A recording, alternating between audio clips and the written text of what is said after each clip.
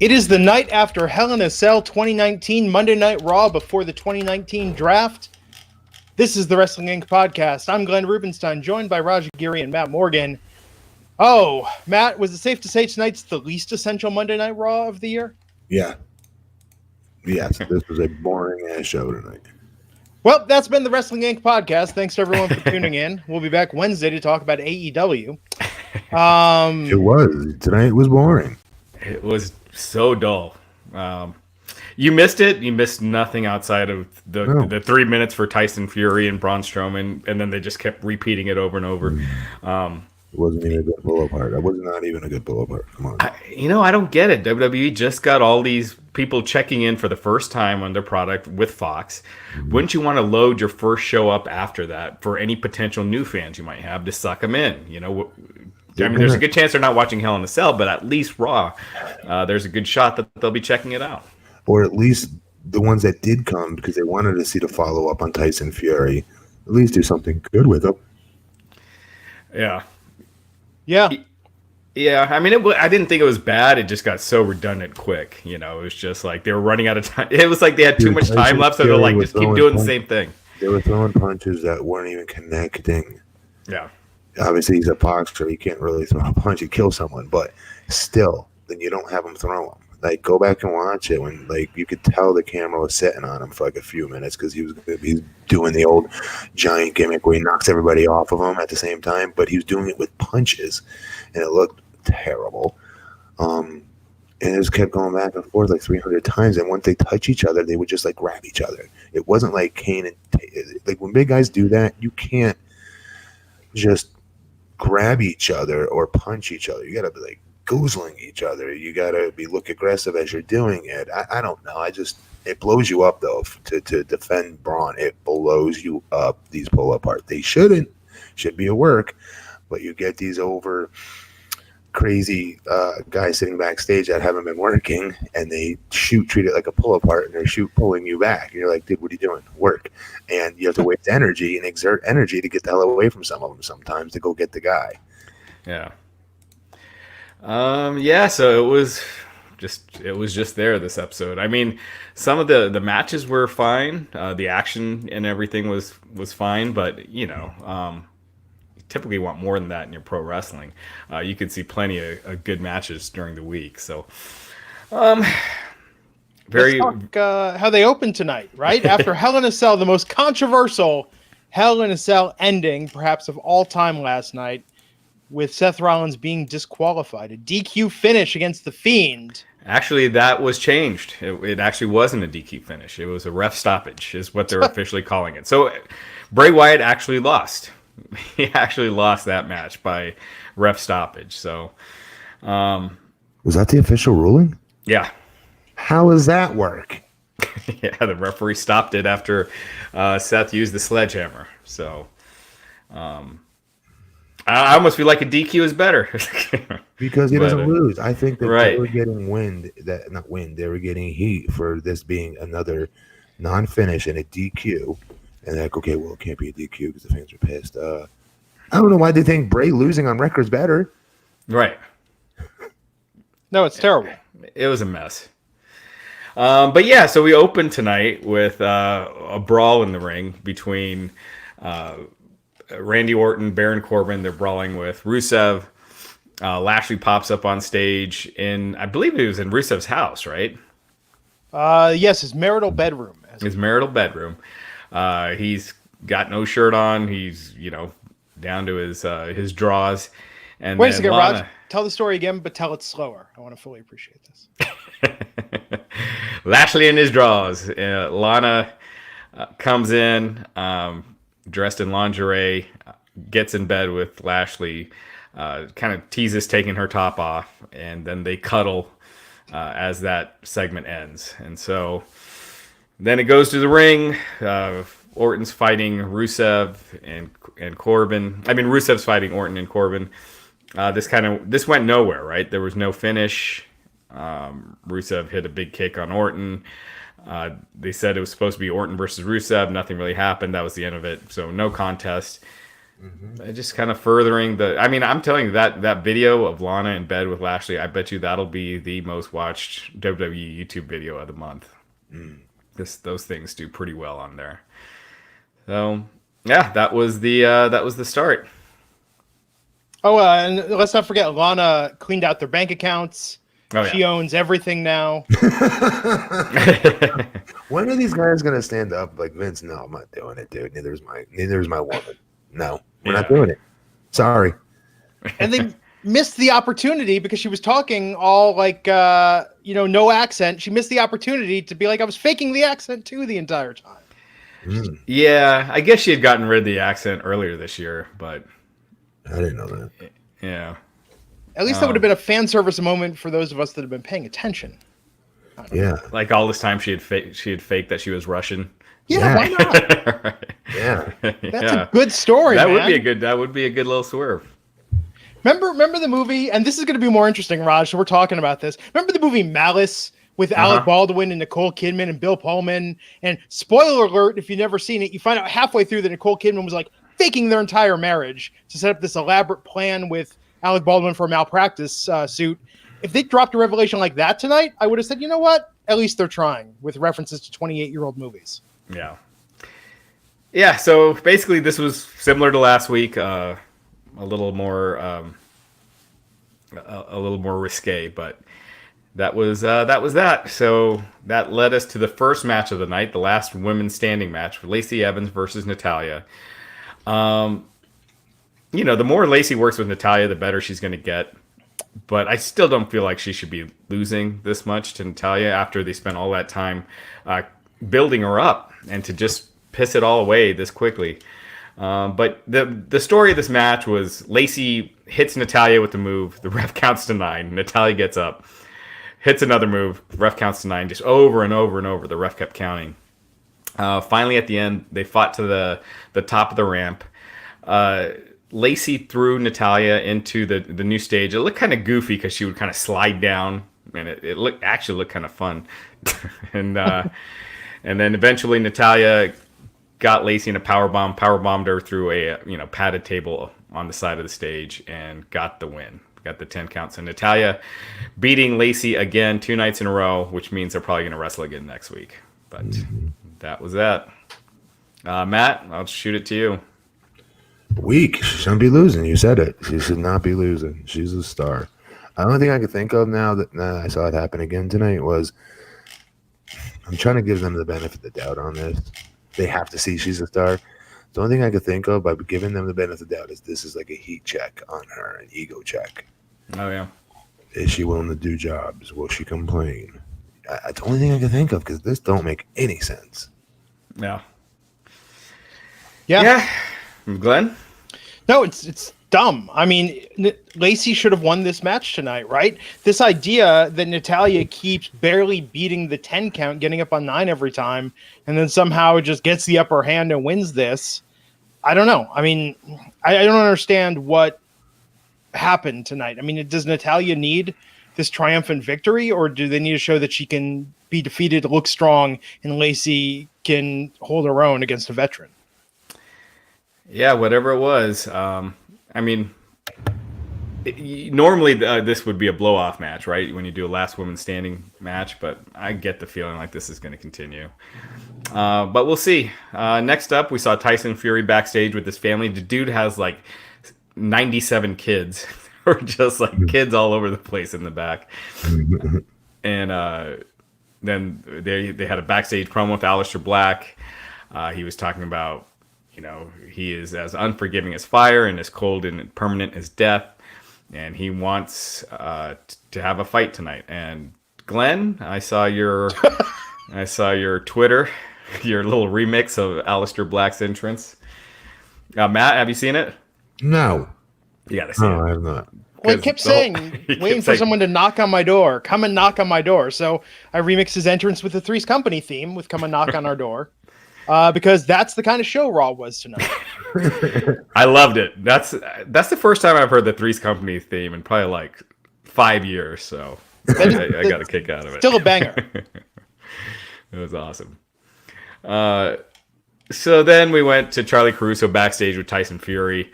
Asked why he's provoking Braun Strowman. He said he's not. Strowman tried to make a fool out of him, and he might have gone too far by jumping the barricade on SmackDown, but he was invited here on Raw, and he wants an apology, and he's going to get it later tonight. And if he doesn't get one, Strowman will get his hands.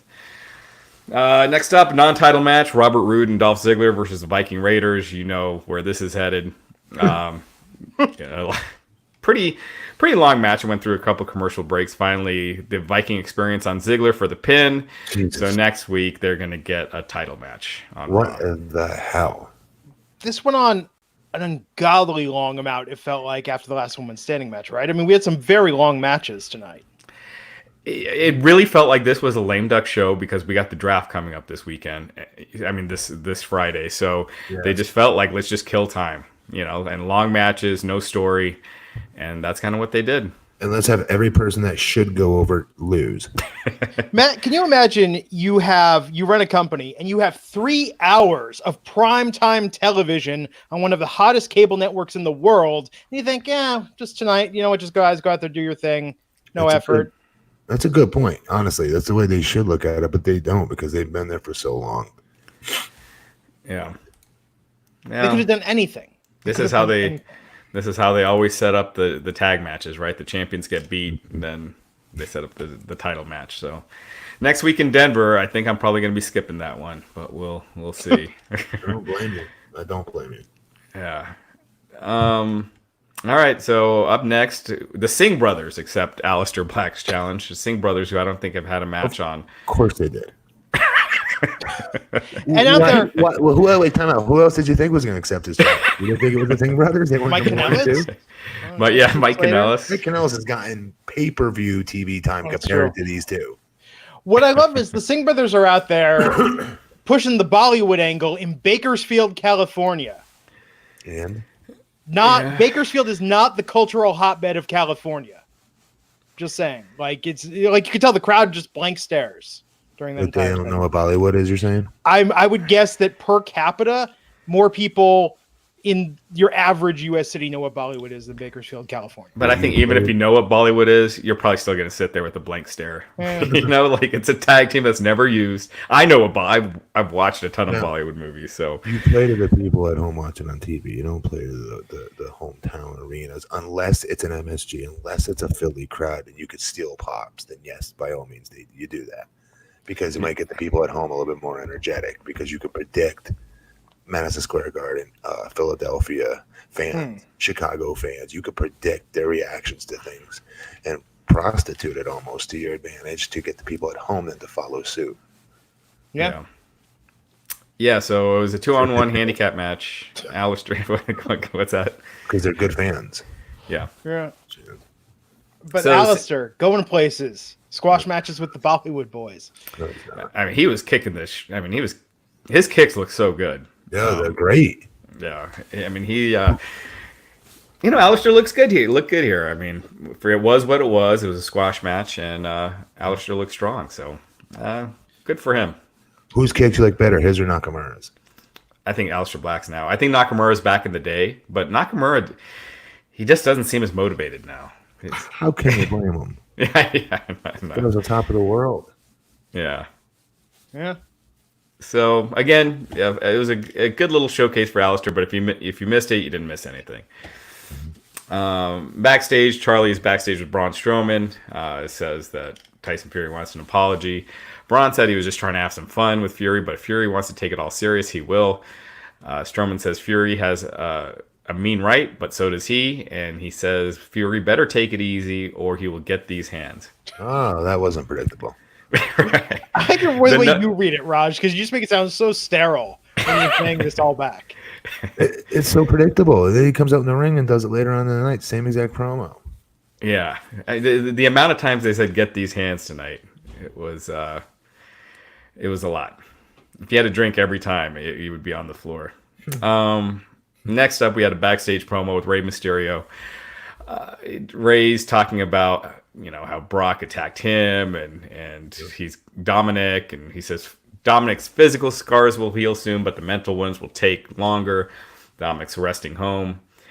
He said that Cain Velasquez was Dominic's godfather, and mentioned how Kane took the UFC heavyweight title from Lesnar and says he's the only man who can accurately brag that Lesnar fears him, although Alistair Overeem would be in that category as well. Ray speaks in some Spanish, says Kane is going to avenge what happened to their family, and walks off. It makes Ray look really weird, right? Like he needs to go get someone else to fight his battle. Yes. I mean, it does. Yes, it does. For some reason, I'm giving him the pass on it, though, because I don't want to see Rey Mysterio versus Brock Lesnar. Yeah, same here. But I almost feel like they should have taken Ray out and have Dominic doing this promo. Like Dominic went and got Kane since that's his godfather. Then it doesn't make Ray look weak, you know. And Dominic is the one that went and got Kane to avenge his family and have Ray out of action until this angle is done. So Ray doesn't have to be emasculated on having his kid go to a different guy to fight his battles, and diss his own dad. Right. As well, because that's what that would play out as. Yep. I mean, I'd be devastated if my kid picked somebody else to go beat somebody up and not his own dad. There is that too. So offended. I guess you can't win in this situation. The fact is, Kane is fighting their battles for him. Yeah. But yeah, that'll be that's going to take place at Crown Jewel. Up next, another throwaway match: the OC versus Lucha House Party. We're not making this up. This is really Singh Brothers versus Aleister Black, then OC versus the Lucha House Party. For the record, those of you like checking the show, they really did advertise this match as a throwaway match. And coming back on Raw, folks, between the OC. If you need to take a bathroom break, now is the time. So, I mean, you know, like the other matches on the show, the action was fine. Nothing wrong with the match itself. No, and none of this is the wrestler's fault. I want to make that very clear to anyone, because I feel like we need to say that repeatedly. Every performer out there tonight did as good of a job as they could have in this mundane situation they were booked into. Everybody that watches our show knows that. I know, but I feel like I need to say it because sometimes I feel like it feels like we're ripping on the talent when we're not. Yeah. When it's a talent, I straight up say I think they're corny or something like that. That's not what we're saying. Right. You know, it's what they're being booked as. Yeah, we've seen how Lucha House Party have been booked over the years, so we know where they are, and to give them a match. And same thing, they did it later with Apollo Crews, who's ultra talented, but he's not someone that's been booked well. He showed out a little bit tonight, I thought. Yeah, we'll get to that, but yeah. So, as you can imagine, the OC get the win after AJ blocked Salida del Sol, hit a kick, and then nailed, was it Lince Dorado? Yeah, it was Lince Dorado with the forearm, springboarded back in the ring, then hit the phenomenal forearm on Kalisto for the pin, and they got the win. And then after the match, they got Dorado up on the ropes, and AJ gave him a Styles Clash from, I believe it was the middle rope or the top rope. I think it was the middle rope. So there you go. That was that. Still to come, Tyson Fury. The Miz with Miz TV. He had Becky Lynch and Charlotte Flair. Charlotte talking about how she's a 10-time women's champion. Becky bringing up how her title reigns were not meaningful. They just kind of go back and forth, and then they're interrupted by Asuka and Kairi Sane, who are heels now. They yell in Japanese, and they're making fun of them in Japanese clearly, but they're not saying any of it in English. Finally, Becky says, Asuka, I've been wanting you for a while, so let's do this, and the match is on. So tag team title match, the new women's tag team champions. Kabuki Warriors versus Charlotte Flair and Becky Lynch. Thoughts on the Miz TV segment and the setup for this match? Matt, I'll go to you first. I was fine with it. I liked it. I thought it highlighted them, and the match itself I liked even more. But what do you think, Glenn? That was good. I think the Charlotte-Becky interplay definitely sets up that if they end up on the same brand, I think there's a feud to be had there. Like we've been saying all along. I liked them letting Asuka speak in Japanese, not forcing her to do the promo in English. I thought that was nice. Yes. Yeah. It looks like they'll be getting a little bit of something now that they're heels. So good for them. Kairi Sane is such a natural babyface to me. It's weird seeing her as a heel, but as long as they're giving them something, because I so easily explainable. She's following her Asuka's lead, though. You know what I mean? You can do that, right? Yeah. And Asuka with the green mist. Yeah, so the finish, Asuka, they were going back and forth. This was a pretty good match. Sure, that was good. The finish, Asuka spit the green mist in Becky's face, and Kairi Sane pinned Becky to get the win. So rare loss on TV for Becky Lynch. Yep. And Kairi Sane getting the win. So I like that. I thought they were going to have Sasha and Charlotte win here for sure. So I thought that was Becky and Charlotte. Yeah, what did I say? Sasha and Charlotte. Okay, yeah, Becky. Great win though for a somewhat new heel stable tag champions. I like that. I like the green mist too. I was gonna say the green mist thing is kind of a big deal because they haven't overdone that to death over the years. No, one could say, well, why do they always do it when it's somebody from Japan? I mean, yes, you can make that argument. Look at that voice, Matt. Was that your social justice warrior voice? It's me half asleep, boys. But do you know what I mean? I can see somebody saying that, but like you're right, not enough have done it. And more importantly, it works. It looks cool, and it's different right now. Yeah. And it gets these girls a damn push, so I'm all for it because they deserve a damn push. Yeah, absolutely. So I was all for it, but yeah, cool, good win for the Kabuki Warriors. Yeah. Back from break, we had a backstage interview with Apollo Crews. Apollo Crews talked about his history with Ricochet, how they've been, friends for a long time. Said it's nothing personal between him, and it's just Apollo showcase. So yeah, legitimately, these guys are very, best friends. They roomed together, lived together in the past. So best friends going at it. Somewhere else, the Viking Raiders, talked about Rude and Ziggler and challenged them and said that they're getting a title match next week on Raw. And then a Ricochet interview. He said, he talked about possibly being drafted to SmackDown, said if he does, this is his last Raw appearance, and there's no one he'd rather share the ring with than his legitimate best friend in Crews. And he says that he's there to prove that superheroes can be real, walks off, and we're off to Ricochet versus Apollo Crews. Again, a good match. They did a lot of high-flying stuff, a lot of cool moves. And then, it was a good match. Yeah, it was good. Eventually, Ricochet goes on, hits the recoil for the pin to get the win. Good match. Again, no story really behind it. It was just there, but it was fun. Glenn, I'll go to you first. No, I mean, hey, I almost would have respected him more if in Apollo's interview he would have been like, well, it's a slow Monday Night Raw. They really don't have anything. And they said, hey, Apollo, Ricochet, you guys are friends. Go out there, put on a match. We'll get this felt very much like that. Yeah.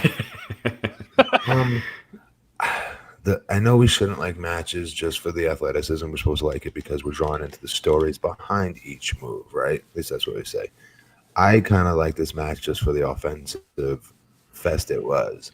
Do you know what I mean? I knew we're not going to care. We're not going to give a crap what the storyline is here. We're not going to get one. I just want to see Apollo get his ish in because she's incredibly underutilized. And I was like hoping a match versus Ricochet, would get him back on their damn map of how damn talented he is. And they need to do more with him. Mm-hmm. Has Apollo had a storyline since Titus Worldwide? Am I forgetting something? He had wasn't he being thrown in there every once in a while for the Intercontinental Championship match and then would always lose to Corbin or something like that. Yeah, there'll be those 2 weeks where they'll give him a push and give him some wins, and then he's back to being off TV. Yes. I feel like, Matt, we talked about this. He's one of those could you imagine guys. A lot of his matches. Could you imagine what a win like this would mean for the career of Apollo Crews? Where it's yes, it's imaginary, the win. It's imaginary, the career bump. Where commentary almost buries him by making his victory seem imaginary. Yes, it's like hitting the lottery if he beats anybody, essentially. Yeah, they got to stop doing that. Yeah. But Apollo's super talented. You saw it here, but again, if you missed it, you didn't miss anything. It was a fun match, but storyline wise, it was nothing. Geez, we're flying through the show. Yeah, let's fly through this, and then you know what? Okay, I know audience, we have the best fans because you guys turn out to watch this live. You listen to it, whether Raw is good, whether Raw is bad. Sometimes you're just here for Matt Morgan dropping wisdom and for me doing Blue Chew ads, and I respect that. I respect what you really show up for. So let's get through Raw, then let's take some questions. Let's do something fun. Let's reward our audience for hanging with us tonight on the least essential Monday Night Raw of 2019. Yeah. And we also do have some news. There was some big news, actually. Bray Wyatt and Sasha Banks are injured, weren't medically cleared, Huh? and some other stuff that we'll get to here in a minute. So finally, the last segment, Tyson Fury, Braun Strowman. Jerry Lawler introduces Tyson Fury, and he gets a pretty decent-sized pop. Fury gives a shout-out to Bakersfield. He basically told the same story. He was minding his own business. Strowman got in his face. Strowman came out, said he was just messing around with Fury, but the way Fury looked at him, it got personal, yada, yada, yada. And then they got into each other's face, and Fury shoved Strowman, and then Strowman rammed Fury into the corner, and then they just kept brawling. It would get broken up. They'd start brawling again. It would get broken up. Finally, they threw the officials out, and then a bunch of wrestlers came, brawling, broken up, yada, yada, yada. And that's kind of how the show went off the air. Strowman finally went to the back, cut a promo, and then while he was cutting a promo, he just then went back to the ring and started brawling with Fury again as the show went off the air. Guys, I'm being serious. These were the pull-aparts we did in OVW with green guys. I'm being dead serious. I'm not trying to make fun of anybody. I love Braun, but this was not a good pull-apart. Like when you do a pull-apart, there's gotta be. With these two big guys, there should have been something in there with blood, something to some effect, or somebody. You can't. I don't know. I just thought they looked like two dancing goons together, like Frankenstein and Godzilla, just like literally doing this around each other. It's like trap area. Like it didn't look like they were really doing anything. Yeah. And when Tyson was fighting off the officials, he was missing a lot of those punches by a lot. Big time. That's their fault. They should have told him not to throw no punches, dude. Just grab him by the throat. You're 6'10", 6 foot, whatever the hell you are. Just goozle people. Choke slam them. Tell the ref to take one. He could do it. Yeah. And somewhere in this tonight, the Tyson Fury Braun Strowman angle was by far the biggest thing they pushed tonight. Yes. A little bit with Kane and Brock, but somewhere buried in there was, the Fiend went against Seth Rollins last night. Here's like we're just going to show you the bare minimum amount of this. 2.5 hours into the show, they finally mentioned it, and it was just kind of they didn't sell it like a big deal, right? Because they effed up. to say the least. They're hoping everybody forgets about it. Yeah. They did send out a tweet last night that it was going to be Bray Wyatt versus Seth Rollins, the rematch at Survivor Series, and then they deleted that tweet. So Bray injured. I don't know how serious it is, so I don't know if that has anything to do with it, or they just don't want to announce that yet with how negative the reaction was to the match. This was, we'll get to it, but back to Raw. Your thoughts, what would you give this on a scale of 1 to 10? Me? Or a grade, yeah. A grade? A D? A D? Glenn? I would give it an E for existence. It existed. Yeah, I'd give it a D+. It was... You didn't miss anything outside of the Tyson Fury thing, and that's a YouTube clip that you could watch. So it took me forever to get through watching this show, it felt.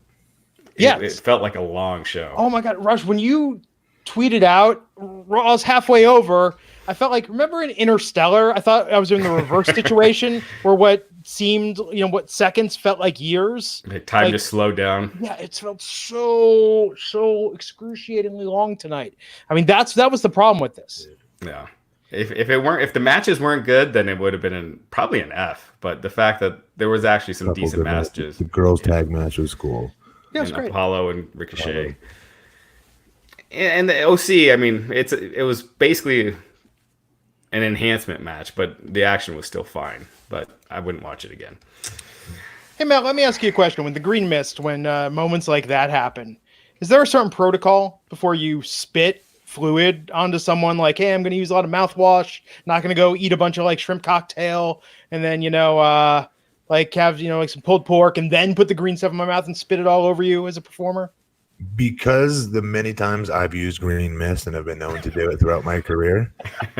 I'm just saying, like, back is there a protocol? I mean, I guess it's similar to like showering, right? You shower before you go wrestle a guy, so you're not like rubbing BO and like crotch stank in each other's faces. I would refer to myself as a blueprint son, but you know who will friggin' jack that too, so I won't say that. But no, I've never done it. Obviously, I've wrestled guys that have. Yeah. To Jerry, and It's always in that little water balloon I told you. Yeah. And it's Is it food coloring? Yeah. Food coloring. His was. I'm hoping the other guys' were too. I don't know. But yeah, that's all I really know about it. I don't think. Okay. You know it's coming in your match when they go over it with the agents and stuff like that. How quick? I mean, is there any amount of time that would be fast enough for you to get to a shower after somebody spits anything all over you? Not to sound weird, but like I was always like hooked on talking about the match as soon as it was done forever. Like I'd want to like talk about it forever, like whoever it was I was working with. Yeah, it could be better and things like that. So I'd be sitting there with blood. I've broken open foreheads, gushing everywhere, and you act like nothing's wrong because your adrenaline is still running. So having a little green mist on you don't even notice. You don't care. Yeah, you just want to like talk about the match afterwards. Let's get into some of these news items real quick. Obviously, next week, Robert Roode and Dolph Ziggler will defend against the Viking Raiders. Do you think they put the title on the Viking Raiders? They freaking better not have these two be the ones to drop it to them too. No, give me more Roode and Dolph on TV. I want to see more of their promos. See their promos. I want to see like something with them that they do that's maybe non-wrestling even. I don't know. Yeah, and I think they're transitional, Matt.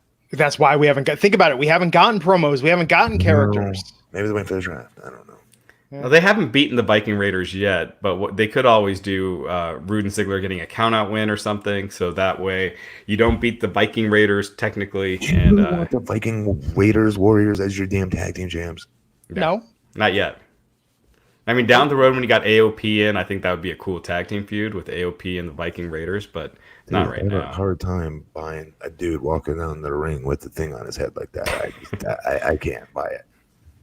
Yeah, Roode and Ziggler need like some vignettes, some characters pulling up in the Cadillac with the big horns on the front of it, wearing snakeskin jackets and like stunner shades, like chewing cigars, anything outside the ring. Just let them riff.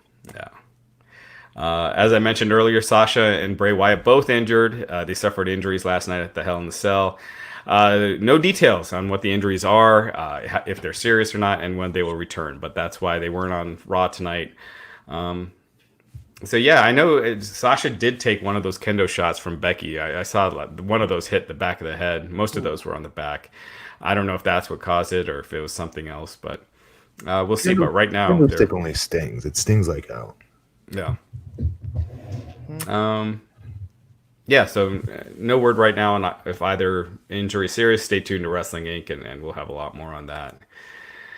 AE Dynamite, their 11th Dynamite episode will air live from Garland, Texas. So that arena, it's like I think it's like 5,000 to 7,000 people is what it is. It's outside of Dallas, Fort Worth. And so tickets go on sale this Friday at noon. Ticketmaster and AEWTix.com. So, yeah, we got AEW tapings now through mid-December. And let's see here. Oh, I'll wait for Matt on this one. There he is. Tito Ortiz, former UFC light heavyweight champion. Tito Ortiz will be fighting Alberto Del Rio in an MMA fight this December, on December 7th in Hidalgo, Texas. It'll air on pay-per-view. So Del Rio has experience. What's that, Matt? Means Tito jumped a shark officially. Yeah, but yeah. So Del Rio, who's 9-5 in MMA, fighting Ortiz. So we'll see. Ortiz, 44 years old. Del Rio, 42. It'll be interesting to see, but it'll take place under Combate Americas. That's his, right? Isn't that what's his name's company? Yeah, he's an executive. Del Rio's an executive with them. Oh, interesting. Yeah. And that is, right now they're advertising a big Raw versus SmackDown match for the Survivor Series on the Arena's website. They have it as Braun Strowman, Ricochet, Rey Mysterio, The Miz, and Drew McIntyre versus Roman Reigns, Kevin Owens, Aleister Black, Finn Balor, and Daniel Bryan in an elimination match. But obviously that's going to get changed once this draft is done. So the draft starts this Friday. And yeah, we'll be covering it here on Wrestling Inc. all week, and we'll have our podcast afterwards. And the last bit of news, a number one contenders match was announced for AEW Dynamite this Wednesday. It's going to be Darby Allin versus Jimmy Havoc. and the winner will receive a title shot against Chris Jericho on the following week's episode of Dynamite. Wait, Tom, whoa, rewind that. What? No, that cannot be right. Yeah.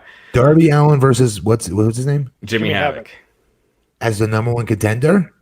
Just it's for TV, so it's they're going to wrestle this Wednesday on Dynamite, and the winner faces Jericho the next Wednesday on TV. You don't see something crazy wrong with that? Yeah, but it's a TV match. It's not like for a pay-per-view, you know? Like if this was the winner was getting a shot at Jericho on pay-per-view, then yes, I definitely see something wrong with that. But for setting up a TV match, no, it's not a TV. It's a heavyweight championship match. No matter TV, pay-per-view, whatever you want to call it. This person is now cutting the line and going to be the number one contender technically for a day or two, or a week rather. Mm-hmm. Right? So there's rankings in their company. They're ranked number one. I have a problem with that, skipping over other people. MJF, where the hell is he? Where is Jungle Boy? I'd even put ahead of him. His partner, I put ahead of him. Everyone on that roster, I would put ahead of them. Of Darby, though? I think Darby is... Darby. No, Darby. But Jimmy Havoc. Yeah, but that's why... I mean, I don't want Darby to lose to Jericho, but I think Darby, this could be a solidifying match for him. Like he's going to win the title? No. I mean, the victory against Havoc, and then with Jericho, if he goes the distance like he did with Cody, if he takes it to the time limit, that's definitely huge. I'd love to see that. I just don't think we need to have a number one contenders match to do it. But whatever.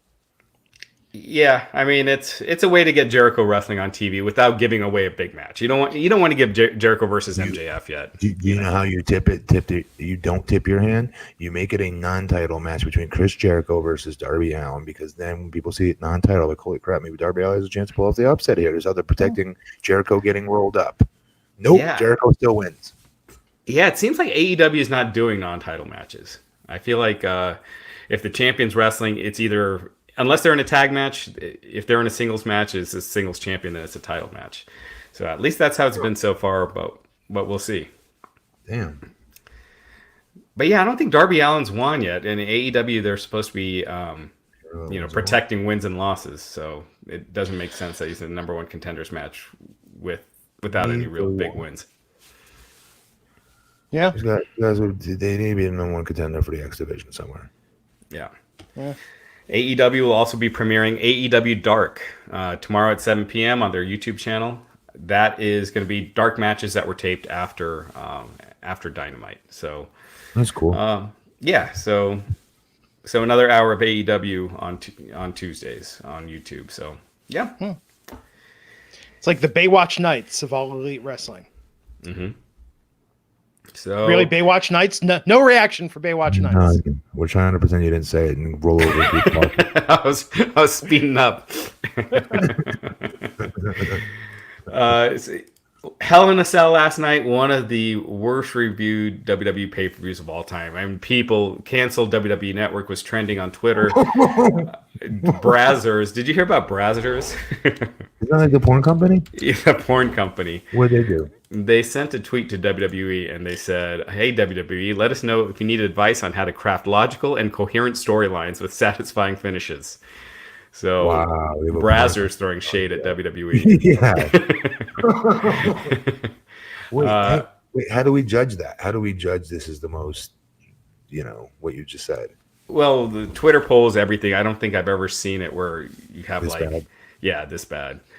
There have been some bad pay-per-views up and down in the past, but I think because the main event was so bad that it just kind of killed the whole show. Since Roman Reigns with the Daniel Bryan upset, I mean, I'm trying to think of another pay-per-view that ended with people yelling refund loudly when the pay-per-view went off the air. Yeah. Refund, AEW, bullshit. I mean, you don't ever hear that anymore. No. Yeah. I mean, you got to be pretty pissed off. Yeah. All right, guys. We do have some extra time, so use hashtag WINCpodcast if you guys have a question for Glenn, myself, Matt. And I'm sure Matt's probably going to get the bulk of these, but feel free to use that hashtag, and we'll ask some of them. Real quick, with ratings this week, I thought Raw might be the one show that might be close to last week, coming off of Hell in a Cell, but after seeing tonight's show, there's no way in hell. So I think every show this week we're going to see a double digit drop. in the ratings from last week, especially SmackDown. I think SmackDown's going to have the biggest drop. I think AEW will probably be down 10 to 15%. NXT will probably be down a little bit. And then Raw, I think is going to be down 15% as well. It's a shame. It was a really good week of wrestling last week. It started with such promise, like from last Monday through Friday, that was through SmackDown, and then that Hell in a Cell, and then tonight's Raw. Just did the opposite of what the exclamation mark is supposed to do at the end of the sentence. This was the opposite. Yeah. All right. So let's. Here we go. Do you think, from Matt G, Glenn, do you think AEW needs a mid-card title such as a TV title? I personally I know a lot of people don't like a lot of titles. I do. I like WCW at the time, like when Lance Storm had like 4 belts or 3 belts at the same time. I do. I think a lot of talents can make use of those titles and can get a little bit more over with having those titles, especially in the mid-card. It's going to be my promotion, all championship wrestling. Every wrestler has a title. Everybody gets a title. I do think... because when you think about it, an intercontinental title doesn't really make sense because there's no special rules for what an intercontinental champion does versus what a world champion does. Whereas like a cruiserweight, you have a separate weight limit. Right. So I could see because AEW does have some small guys, so maybe doing like a cruiserweight title, and so that way it doesn't look as crazy when you got a Marco Stunt against Chris Jericho or something like that. Right. Yeah. Ali Love 11G asking what our favorite match was from Hell in a Cell. I don't have an answer for that. Do I? Sasha versus Becky. Oh yeah, no, that was it. Yeah, Sasha. But you see how quickly I forgot that? Yeah. Yeah, that was good. Roman and Daniel Bryan, their match was good, but I thought Sasha versus Becky was the best match on the show last night. All right, there's a bunch here now. How would you fix Wyatt versus Rollins? Go back and edit the tape from last night. Get the Man in Black gimmick over everyone here in America's head and zap their forehead to forget about what we just saw. Yeah. I think you need to, kind of don't mention Hell in a Cell that much going forward. Kind of cut down on the horror movie stuff. Just because you can do it doesn't mean it works. And it got so corny last night. So, drop the horror movie stuff a little bit. Bring it back to earth. And the next time they wrestle, have it be under our normal light, not the red tinted lights, and have a finish. Have Bray Wyatt win. And it'll undo the bad taste, I think, from Sunday. I like the red light. So Matt, here's a good one for you. Asking Randy Orton's the biggest full-time star in the company at the moment. Why is he not the face of the company and always seems to be in the mid-card? That's a good question. I think because they're okay with the fact that he's, same role as Cena would be if Cena was still here. Except Randy, as crazy as this sounds, is a little bit, I would say, more humble. I know that sounds crazy when describing Randy Orton, but as far as the business goes and putting others over and knowing what his role is and where it can be best utilized, he gets it, and his ego's not getting in the way of it. If you told me this 10 years ago, I'd say you're out of your mind. No way could that happen. But I think being a dad, a family man now, and working with some of the younger guys has really changed him. He had a lot done for him as a young talent by older wrestlers, remember, veterans that really helped him. So I like to see that he's doing that now and is not bitching and moaning about not getting world title shots and being the man and all this, that. It's already kind of an unwritten thing to begin with, in my opinion, that he's part of the Mount Rushmore of both shows. If you were to create a current Mount Rushmore for Raw or SmackDown, Randy's on there somewhere, my opinion. He's one of the greatest of all time, Hall of Famer first ballot. He doesn't need to be the main event now at this point in his career, and he's cool with it. I would argue Cena couldn't handle that. Yeah, and he's kind of like where Undertaker was when he was finishing up his full-time run, where anytime you need him in the main event, you could just put him in there. It's not like you have to have a story to get him in. Yeah. So you can pull him in and out as needed. And one other thing real quick, to wrestle on top takes a lot out of you. You have a lot of energy, a lot of dates away from your family. You're doing a ton of PR on top of it, and you're the man. All the pressure's on you as well for drawing as champion as well. So Randy's what, 15-time champion, 14-time champion? What is he? 14, I think. Yeah, 13 or 14-time champion, right? He's just behind Cena. He's done it 1,009 times. So to not have the weight on his shoulders anymore, I'm sure is a really fun thing for him finally. And sit back in the cut and watch some of these guys that he sees that are up and coming and says, you know what, I'd be excited to wrestle this guy. And then he goes and gets to wrestle that guy. It's a good gig if you can get it. Yeah. Someone's asking, who do you think the number one draft picks will be for each show? Ooh. Becky Lynch. Somewhere in there has to be first pick, I think. Yeah, if champions count, I could see them just with the whole pushing the women and everything, having the woman be the first draft pick, and in that case, Becky Lynch for sure, and probably Roman Reigns second. Or I guess you'd want to do Seth. You'd probably want to do the world champions. Actually, it'd be great if Seth was like the 8th pick. Someone's like, "Oh yeah, that guy." I mean, realistically, Reigns is a lot hotter than Seth Rollins right now. But do you really think so? I think so. After like as far as like fans being into him, I know they're pissed, but still, yeah. I didn't know. Okay.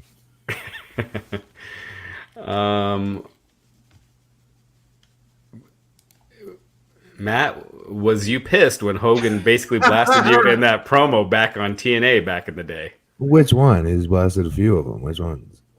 I'm just gonna assume it's the one with like, which one? No, there's one where he told me, well, Andre the Giant didn't come out here and act like and cry like a little B word. Like that was supposed to get me.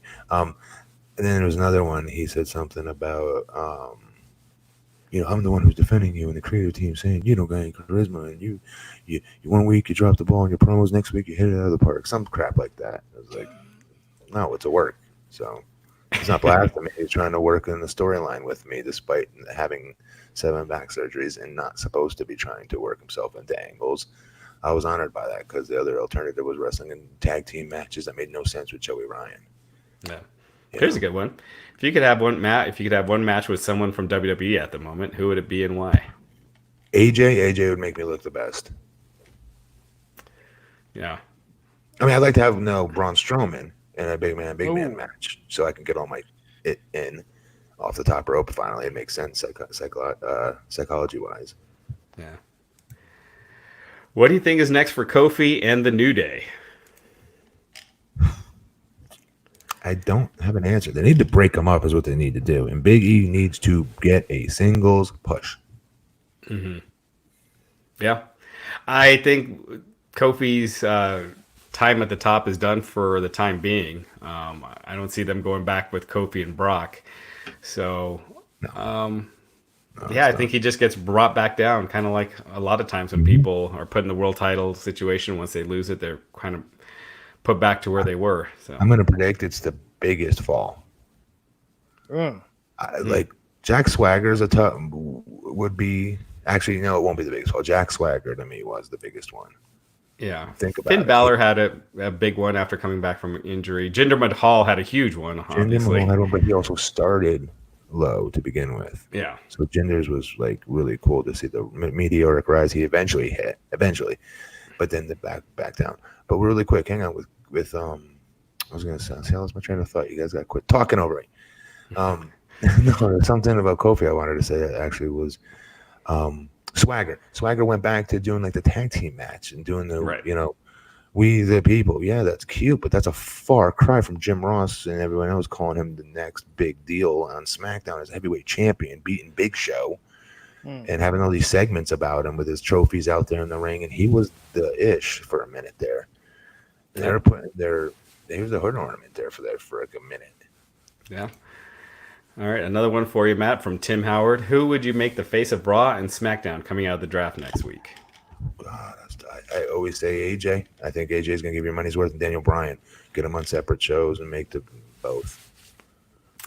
Yeah, I mean, clearly Brock is going to be on SmackDown and probably Becky for the women because Fox wants the big sports star. But yeah, I mean, AJ, he's been on fire as a heel. He really seems to. It should be Braun on one of these shows. Mm-hmm. Just because he's different than everyone else. Sorry, go ahead. Did they put? Wyatt in the main event too soon. They put him in the main event versus Seth Rollins, the champion, too soon. Yes, because then they put themselves in the angle, and you saw what happened last night. Neither guy could get beat. Yeah, they should have put him in with someone that he could beat, and then he like we've talked about, he doesn't need to be near the world title right now. I mean, Undertaker, it was a long time before he was put in that world title picture. He didn't need it. He's bigger than that. He's an attraction. Mm-hmm. Yeah. Yeah. All right. Someone's asking what the best rivalry in the history of the WWE is. Oh boy, from Piper Hogan. Yeah. The longest. Hogan Andre. I mean, Hogan Andre is my favorite, but like I'm thinking like, what considers it the best? I don't know. Yeah. Savage Hogan was great too, as far as a feud, but Rock versus Austin, that headlined more WrestleManias than any other. Yeah. That's a good one. Austin versus Vince changed business. Okay, that, because of that reason, very well could be the best rivalry in the history of WWE. Then that could be our answer, actually. Yeah. Vince, Austin, good call. Yeah. Someone's asking you, Matt, what it's like working with Brock. Funny, just because he's Neanderthal man out there. It's hilarious, like how. I'll never forget you trying to teach me how to work big. I think I've told you guys this before. And we're in a match with Bob Holly and like Billy Gunn. And it was like me, Brock, and they were stacking the deck against him. Me, Brock, I think A-Train, like maybe Nathan. It was like 4 of us versus poor Bob and Billy. And on a house show. And he was showing me like how to work big and like not bumping for people and stuff like that, but like selling and like Yokozuna selling kind of sort of without coming off my feet. And Bob went to like hit him with a tackle and like Brock totally like knows always like it's like that. He like screams it across the ring like that. You see that? How fucking hard was that? Like yelling at me. And I was sitting there like, why is he yelling at me? Because like, I don't know. And when another time he gets in there and he puts one of them in a chin lock, and he's like looking up at me. He's like, look, see, like this, watch. And he's like giving lessons like in the middle of the house show. We were in Hershey, Pennsylvania.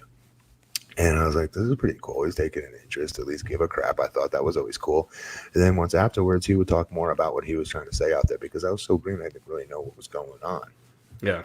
And what he was trying to show me, be big. I don't know what the hell that means other than don't come off my feet and don't bump. But there's a way you could still register and sell, like I always say Yokozuna did, without coming off your feet.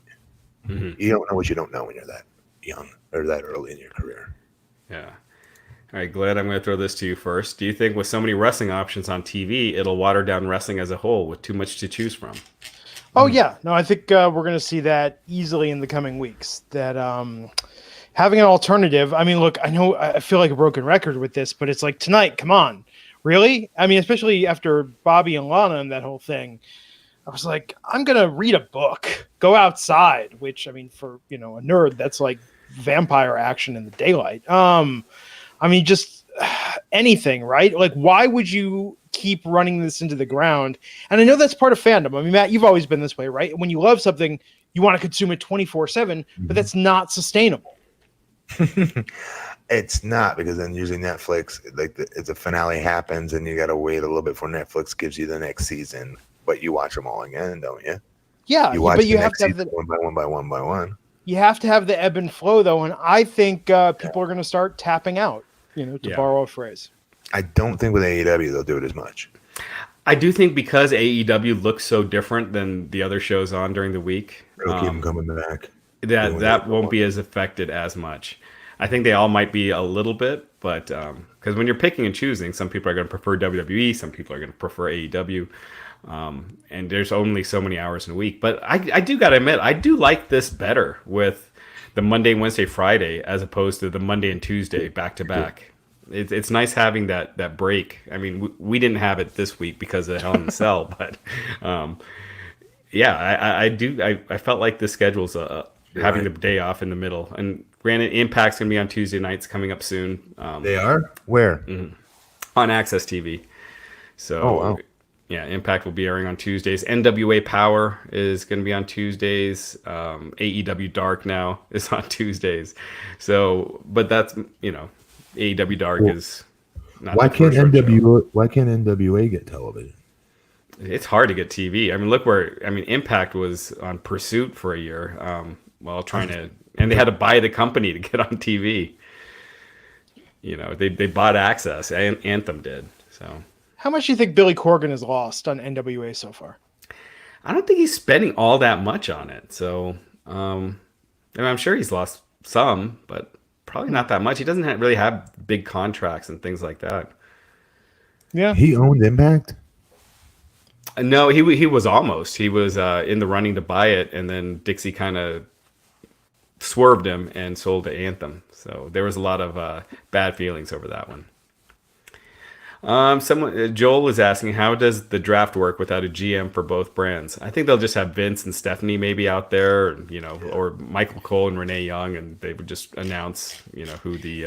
I don't think that's as fun though, right? I mean, I liked when 2016 when they had Mick and Stephanie doing it, and then Daniel and Shane doing it. I thought that was kind of a fun. They just go through the motions, though. You don't really believe they care or give a crap who they're drafting. But if you're building a brand rivalry, though, you want something. You should want that. Yeah. Yes. I just don't ever believe it's real. Yeah. When they did in the past with Bischoff and I think it was Stephanie McMahon, I like that because Bischoff was a really good performer in that role.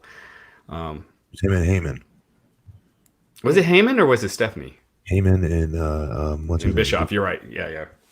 It was Heyman and Bischoff. And they could do that again right now because technically Heyman's in charge of Raw and Bischoff's in charge of SmackDown. Yeah. I'm just saying, if we don't get a gimmick, they haven't mentioned it on TV that those are their real roles. So I want network representatives. And they talked about it tonight. They talked about representatives from Fox, representatives from USA. I need to see Alicia Fox as the Fox representative on SmackDown. That joke needs to happen sooner rather than later. Matt just shakes his head. Don't sell that, Raj. All right. It writes itself. All right. So we'll do one or two more and then call it a night. Let's see here. There's a ton. There's a lot of good ones in here. What happens if Becky's drafted to SmackDown as the Raw Women's Champion? They'd probably just switch the belts. I don't see the SmackDown Women's title moving there. I was going to say that to you guys, or ask you guys that last night. Who's to say they don't do something like that? They did that before. They switched Batista and John Cena when one was the WWE champ and one was the World Heavyweight champ. So, I mean, they easily could. And finally, let's do one last one. All right. Here's a good one. Who is your Mount Rushmore of pro wrestling? All time? Yeah. Oh, boy. Ric Flair, Hulk Hogan. Boy. Andre, personally, because he's my favorite first. Man, this gets tough from here. The Rock. What am I doing? The Rock, Stone Cold. Now you're at five. That's you it, can only right? have four. You can only have four. I have five? Yeah. Because with Andre.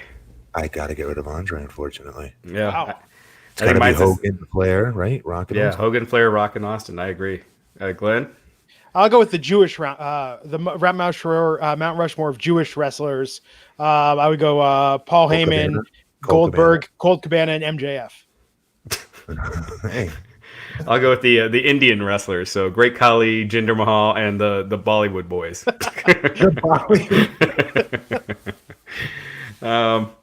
All right. So, Glenn, you want to go ahead and wrap this up? I think that So Wednesday night, we're going to be back here to talk about AEW Dynamite and NXT. Raj, I still don't know how we're doing this. Are we going to really try and watch two shows at once again? Yes, I think it's cool.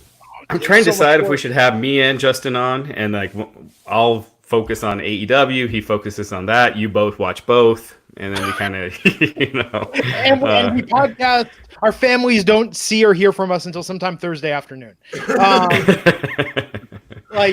We gotta find a way. We gotta find a way to do this. I'll try this week. I'm gonna try and watch both. I want to give each show its fair representation in this podcast. So Wednesday night, tune in. Yeah, I think Justin's just going to watch NXT, so I'll watch just AEW. And Matt, if you could kind of keep your eye on both, and and Glenn, just pay attention to both, but walk us. But what if I need to walk us remix through. an old sitcom theme song into an entrance video and get it on Twitter immediately? You're really putting the workload on you. Okay, Wednesday night, join us for AEW NXT. Until then, he is BP Matt Morgan. He is Raj Giri _303. The site is WrestlingInc.com, and I'm Glenn Rubenstein. You can follow me on Twitter at Glenn Rubenstein, and we will catch you back here next time on the Wrestling Inc. podcast. Take care.